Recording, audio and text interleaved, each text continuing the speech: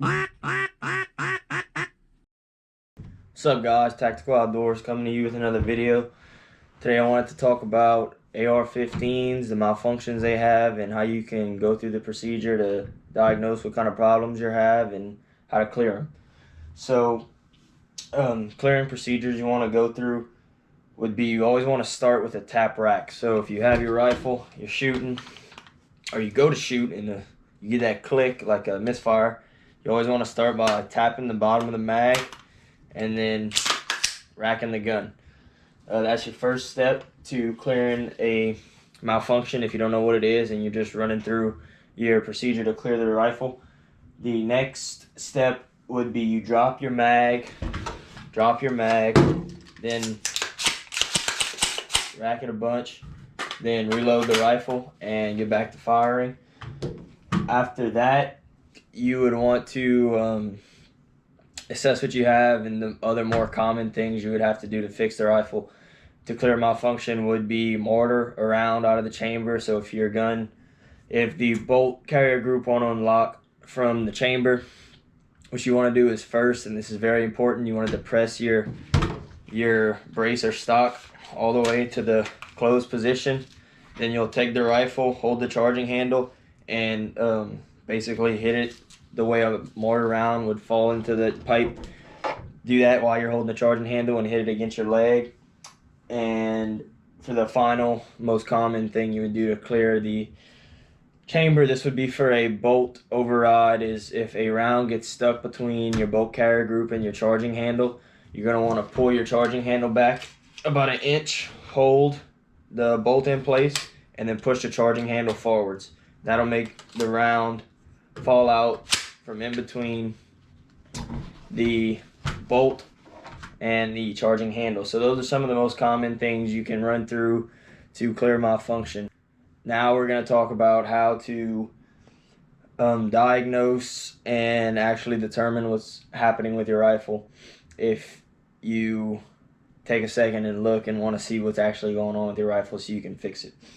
So a little bit about how the AR-15 works. You pull the trigger, a round fires, then as the bullet is traveling down the barrel, there are expanded gases behind it pushing it down the barrel. Now once it gets to your gas block, which is right about where my finger is, the gases will come up through the gas block, come backwards through your gas tube into your gas key on the bolt carrier group, which will push the bolt carrier group back into your buffer tube with the buffer spring, which will cock your hammer, and then your buffer spring will push the bolt carrier group back forwards, which will strip another round from the top of the magazine and chamber it into the barrel. And from there, you pull the trigger again and it'll repeat. So the more technical terms for each stage of firing will be step 1, firing, step 2, unlocking, step 3, extracting, step 4, ejecting, step 5, cocking, step 6, feeding, step 7, chambering, and step 8, relocking to get the gun back in the battery so you can fire and start the process over again. So for the first things you can go through in the first step that can go wrong would be light primer strikes, the gun not having an empty chamber. That's just the simplest thing ever, is you didn't put a round in the chamber. The bolt not locked and the gun not being in battery. So to fix all of those in the first step, the first thing you want to do is just tap the bottom of the mag and rack the gun. So it would just be a tap rack. To fix those, so if that wouldn't be the problem, the second step of the firing cycle is unlocking. Now if your gun won't unlock, you're going to know that because you're going to shoot, the bolt will not cycle, you're going to pull the trigger again and the trigger will not have reset. So there will be no tension on the trigger. It will be just as like you were pulling the trigger right here. It's not clicking, it's not doing anything, it's just not reset. So to fix that, you're going to have to depress your stock, grab your charging handle, and slam the rifle down, bringing your charging handle back to force it to unlock. And then from there you can field strip the gun and figure out what's wrong with it. Some things that can cause it not to unlock, which actually happened to me on this rifle, this is a pistol, and this rifle right here was my gas block actually fell off of the rifle, not even 100 rounds into owning it. Hadn't even shot 100 rounds through it, and the gas block decided it wanted to fall off because Ruger didn't set the set pin properly on the bottom of the gas block. So that's what I was getting. It was failing to unlock because it didn't have enough gas coming back from the barrel to go into the gas key to push the bolt carrier group back.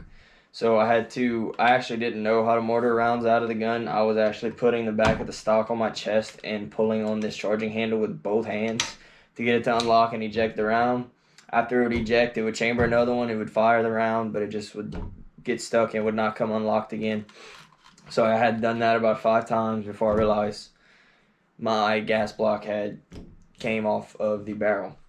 So after unlocking, you're going to go to failure to extract and eject. That would be not enough gas, the bolt's not coming back with enough velocity to eject the round, a bad round, a bad ejector. You're just not getting a good grip on the back of the primer, on the primer rim. So those are all pretty simple. That's just simple things you can fix. Failure to cock, again, that would be not enough gas, bolts not coming back far enough in the gun, or a broken piece you might have to fix in the gun. Another one here would be feeding, failure to feed. That has a lot of causes. One thing that could be on failure to feed would be the magazine in the back right here. If it is split open, it can actually grab 2 rounds when the bolt carrier group comes forward to chamber a round, and it'll try to chamber 2 rounds, which will cause a double feed. Now, to clear a double feed, a tap racks will not work. So you will have to drop your magazine out of the gun, pull the bolt to the rear, lock it in the rear, and stick your fingers in the mag well and knock the 2 rounds loose in most cases. Sometimes they will fall out on their own, but sometimes it'll require you to knock them out with your fingers and then put your mag back in, reload the gun to get it running again. Another feeding problem you can have is if your magazine is overloaded, or if you have 30 rounds in it and you try to do a bolt forward reload, which would mean you still have one in the chamber, or you just sent the bolt home and it's forward.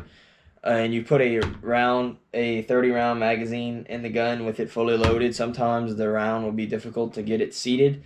So the magazine won't be seated. So when you pull back on that charging handle to chamber another round, it will not take a round from the top of the magazine and chamber it because the magazine is not seated properly in the gun. So you will just cycle the bolt and it won't chamber a round, and you'll be stuck with an empty chamber until you figure out you have to lock the bolt in the rear, then seat the mag, and then send it home to chamber a round. So the last thing on feeding that can go wrong is what's called a bolt override. So whenever you fire the gun, your charging handle stays in place and your bolt cycles back into the buffer tube, ejects the round, grabs another one, and attempts to feed it into the chamber. So if you shoot the gun, it cycles back, all the way back, cocks the gun, comes back forward and did not eject that first round, or if your magazine is split and you have 2 rounds in here and one actually can pop up and sit on top of the magazine, then when your bolt comes forward to grab another round, it will actually grab 2 rounds, causing one to get jammed in between the charging handle and the top of the bolt. Now, in that case, to get it out, like I was saying earlier, you will have to pull the charging handle back a little ways, put your finger in front of the bolt to hold it in place, and then from the outside of the gun, because this will be sticking out the back, you have to hit your charging handle forward, and it'll be in the gun, so it'll stay on track. It'll just slide forward, causing the round that would be jammed up in here to just fall out and come out the bottom of the mag well, and then you can pull your charging handle back again to hold the bolt in place, to take your finger out of the chamber and let the whole thing go, and it'll go forward into the rifle. So that's how you can clear a bolt override. That's the easiest way to do it. The last 2 steps of firing are chambering and locking. So failure to chamber could pretty much be a lot of the same causes of failure to feed, and failure to lock could be in the where these lugs on the bolt face lock into the lugs on the throat of the chamber. If one of these are broken off, or one in the chamber is broken off, or if there's a piece of trash in there, a piece of dirt, a pebble, it won't be able to lock the bolt into the throat of the barrel. And also, if you have something that would be clogging your cam pin right here where it swivels whenever the bolt goes to lock in a place, if you have something blocking that, the bolt will not be able to lock, so it won't be able to go all the way forward into battery if there's something that can get stuck in there. And that could be anything. It could be a primer from around, it could be a pebble, a piece of dirt, a piece of gravel, anything that can get in there and clog it up will stop the gun from going in the battery and locking and chambering and prevent you from firing. So those are some of the most common AR-15 malfunctions you will run into. Some of the ways you can fix them, some of the ways you can identify them, and knowing the 8 steps to the cycle of operation for AR-15 helps you to diagnose the problem so that you know what to do to fix the malfunction to get the gun back and running. So thanks for watching. Y'all make sure to subscribe and stay tuned for more videos.